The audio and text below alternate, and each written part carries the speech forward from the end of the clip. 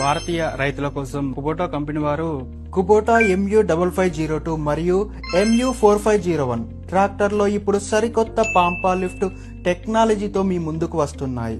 దీనిలో ఉన్న కొత్త పాంపా లివర్ సహాయంతో కేవలం ఒక్క చిన్న టచ్తో లిఫ్ట్ను పైకి ఎత్తడం లేదా దించడం చాలా సులభం. ఇందులో 27 రకాల లిఫ్ట్ కాంబినేషన్లు, లిఫ్ట్ లాక్ మరియు హైట్ లిమిటర్ వంటి అద్భుతమైన ఫీచర్లు ఉన్నాయి. భారీ పరికరాలను ఈజీగా లిఫ్ట్ అవుతాయి.